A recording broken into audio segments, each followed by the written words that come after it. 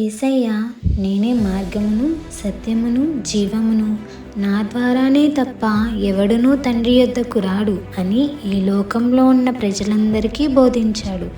ఆయన పరలోకానికి మనలను చేర్చుటకే ఈ లోకానికి దిగివచ్చాడు. ఆయన బోధనలు విని వాటి ప్రకారంగా మన మనస్సు మార్చుకొనవలెనని ఆయన ఇష్టపడుతున్నాడు. ఆయన తీర్పు దినమున జరిగే సంగతులను గురించి ముందుగానే తన శిష్యులతో ఈ విధంగా చెప్పసాగాడు. తన మహిమతో మనుష్య కుమారుడును ఆయనతో కూడా సమస్త దూతలను వచ్చినప్పుడు ఆయన తన మహిమగల సింహాసనము మీద ఆసీనుడై ఉండును.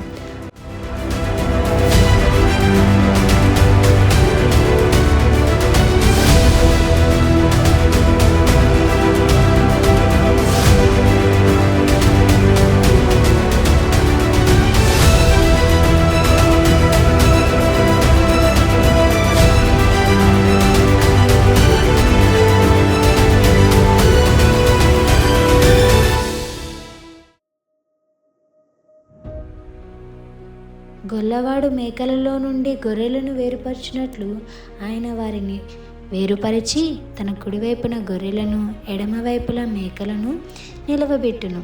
అప్పుడు రాజు తన కుడివైపున ఉన్న వారిని చూచి, నా తండ్రి చేత ఆశీర్వదించబడిన వారులారా రండి, లోకము పుట్టినది మొదలుకొని మీ కొరకు సిద్ధపరచబడిన రాజ్యమును స్వతంత్రించుకోండి.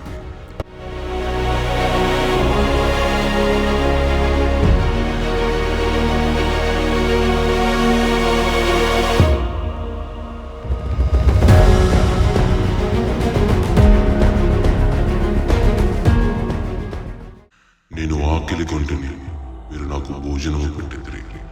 తప్పికొంటిని, నాకు దాహం ఇచ్చిదిరి. పరదేశినయ్యుంటిని, నన్ను చేర్చుకుంటుంది. దిగంబరినయ్యుంటిని, నాకు బట్టలిచ్చిదిరి. రోగినయ్యుంటిని, నన్ను చూచేదిరి. చెరసాలలో ఉంటిని, నా ఎద్దుకు వచ్చిదిరి. అందుకు నీతిమంతులు, ప్రభువా, ఎప్పుడు నీవు ఆకలి కొని ఉండుట చూచి నీకు ఆహారం ఇచ్చితిమి?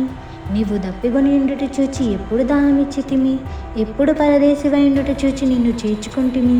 దిగంబరివై ఉండుట చూచి బట్టలిచ్చితిమి? ఎప్పుడు రోగివై ఉండుటైనను చెరసాలలో ఉండుటైనను చూచి నీ యొద్దకు వచ్చితిమని ఆయనను అడిగెదరు. అందుకు ప్రభువు, మిక్కిలి అల్పులైన ఈ నా సహోదరులో ఒకనికి మీరు చేసిదిరి కనుక నాకు చేసిదిరని నిశ్చయముగా మీతో చెప్పుచున్నాను. అప్పుడు ఆయన ఎడమవైపున ఉండి వారిని చూచి, శపింపబడిన వారులారా, నన్ను విడిచి అపవాదికి వాని దూతలకు సిద్ధపరచబడిన నిత్యాజ్ఞలోకి పోవుడి.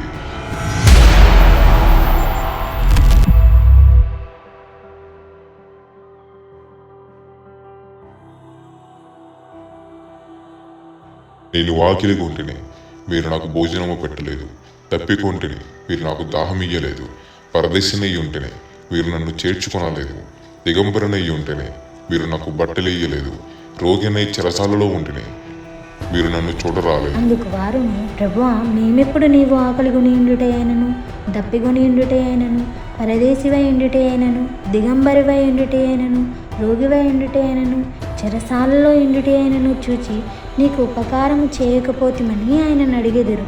అందుకైన మిక్కిలి అల్పులైన వీరులో ఒకరికైనా మీరు ఇలాగూ చేయలేదు కనుక నాకు చేయలేదని నేను మీతో నిశ్చయంగా చెప్పుచున్నాను.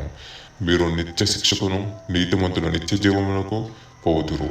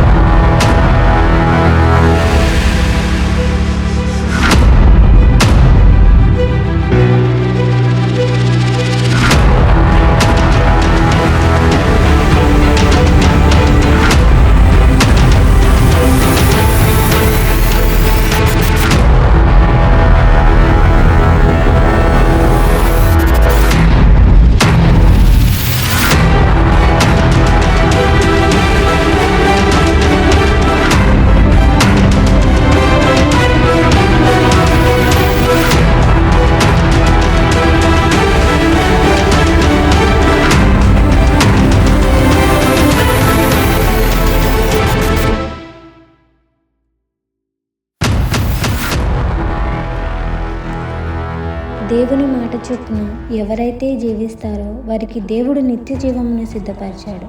మనం మన పొరుగువారిని ప్రేమించి వారికి దేవుని ప్రేమను చూపించు వారమై ఉండాలి. అందుకే నిన్ను వల్లే నీ పొరుగువారిని ప్రేమించమనే ఆజ్ఞను దేవుడు మనకు అనుగ్రహించాడు.